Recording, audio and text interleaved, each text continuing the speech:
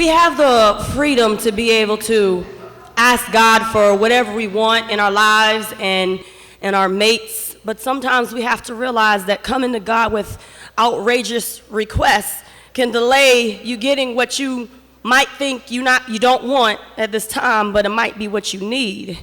Like ladies, sometimes we say, God, I want my Boaz as long as he's 6'2", makes at least $60,000 a year, looks good, has got a nice car, not living with his mom. Yeah, so we want our Boaz as long as he fits in those characteristics. And then fellas, you're not excluded. You want your Proverbs 31 woman if she has a face like Beyonce and a body like Serena, but that's not always gonna happen. So sometimes we have to let you guys know what it feels like to be a woman who doesn't fit those stereotypes. See, it's hard being a female. Did you know that, dude? Every broke down fella wanna holler at you. Outfits all outrageous to keep up with the style, but we gotta wear clothes to make him smile.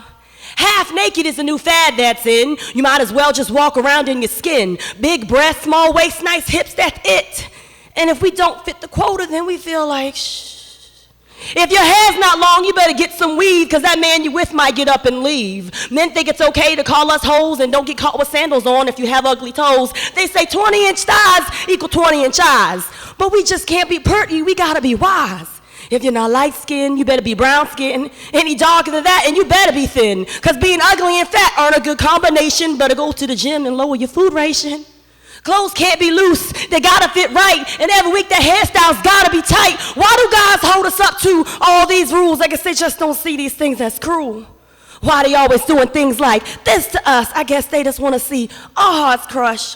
Why do guys hold us up to all these rules? I guess they just don't see these things as cruel. Why they always doing things like this to us? I guess they just wanna see our hearts crush. So fellas, what if we switched roles and judge your pose or took our points if you had a nasty mole? What if I said you got to be fine and work out all the time? You need to find obliques to even touch my sheets. No big ugly noses and you gotta buy me roses. Must have straight teeth and your game can't be weak. Keeps a clean cut, not obsessed by big butts. Carries himself with class and doesn't always ask. Pays for my nails and stays out of jail. Must love God's son and tell me I'm the one. No drama with 3 babies. His hair must be wavy. No hairy chest and knows how to dress. Can't wear no Colorados or be hooked by the bottle, cause who wants a weed head that just lays in the bed? So why do guys hold us up to all these rules? I guess they just don't see these things as cruel. Why they always doing things like this to us? I guess they just wanna see our hearts crush. Why do guys hold us up to all these rules? I guess they just don't see these things as cruel. Why can't you see that I'm real within and you should treat me with respect just like I'm your kin? Thank you.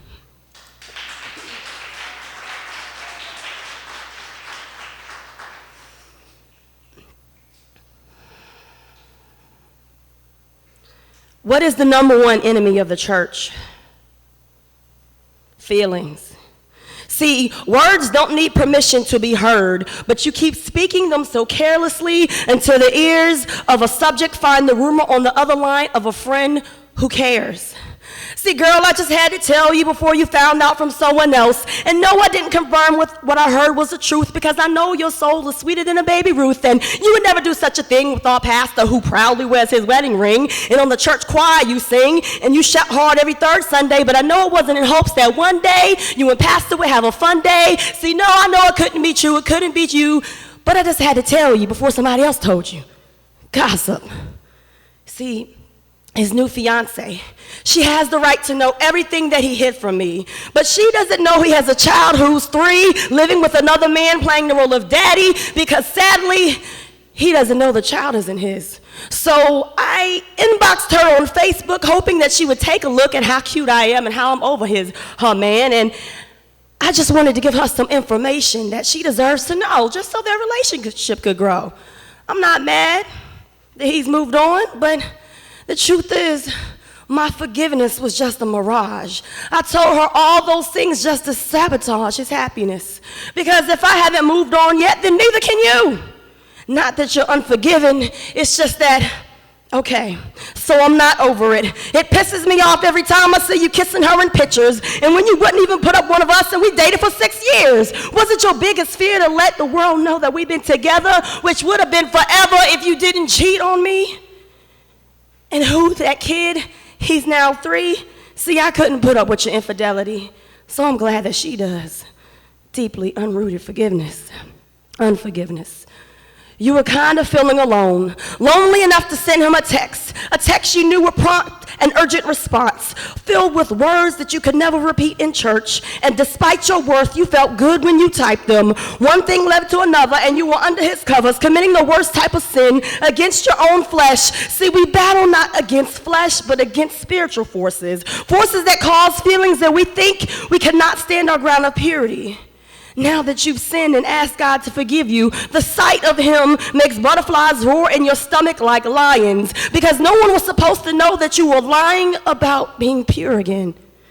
You're still sleeping with men, and if he wanted to blow your fake spiritual cover, he could screenshot your text and tag it on Instagram.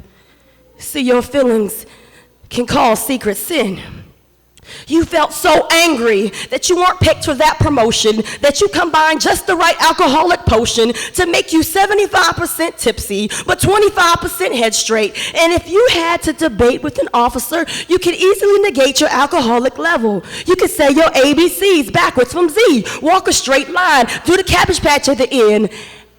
1 cop down, yes, I win, give me a refill. But you're slowly creating an addiction. When I don't get my way, I drink. When I'm celebrating that I got my way, I drink. When we break up, I drink. When we get back together, I drink. See, some of us need to get down on our knees and cry out to him. God, I need a refill. And I don't mean to rock with lemonade on the rocks, because that's how I used to like it. And I don't mean put some more kush in this blunt so I can stop, roll, and light it. I mean, God, I need more mercy, more grace, more forgiveness, because 70 times 7 you have forgiven me, yet I can't seem to forgive myself or others. May I put my feelings up on a shelf so far out of my reach, because if you have put my past as far as the east is from the west, then why can't I do my best to not let the memories of my past sin haunt me? Why can't I get over the fact that this man no longer wants me? I can't get into my head that maybe you just had to send him another woman to marry to keep him from coming back to me, because my husband is destined for more greatness than he had the capacity of being responsible for. See, God's word says to seize every opportunity. If the secret ingredient to every gossip is you, if you can't help but tell what you heard before you confirm it's true, and even if you spread the truth with passion like it's nobody's business, but you aren't lying so you don't feel guilty or filthy, and that doesn't fall under the section of Ephesians 5:4, you see, spreading the truth can be just as bad as spreading lies. There's no other option than to keep your lips sealed, because James 3:6 reveals that the tongue is like a fire, rapidly spreading news, but Christ wants us to use this as a weapon of prepping unsaved souls for the day he redeems the righteous. But instead, we use our tongues for destruction, to spread dysfunction, and deliberately hurt someone's worth, whether they deserve the words but you willingly wasted on worthless nonsense. See, it's kind of like common sense, yet not so common when you wonder why a man is no longer interested. Maybe it was because he wasn't feeling God's love from you when you can't stop talking about people. Every dinner date with your mate shouldn't be about criticizing the girl who walked past so you can feel better about why your man was watching her get her acts together. See, this is a beautiful time you and your friends should treasure, but because of the rainy weather, now you have to speak about the strangers whose edges are no longer laying down, and maybe she needs a touch up, but in reality, you need a touch from God. There's no other option but to forgive. We have to make decisions to follow Christ, whether we feel like it or not. You can feel like doing wrong, but still choose to do right. There is no other option but to forgive, because unforgiveness causes sickness, but by his stripes we were healed. So I plead to you, know that the number one enemy of the church is our feelings. Don't let how you feel determine what you will do for God. Thank you.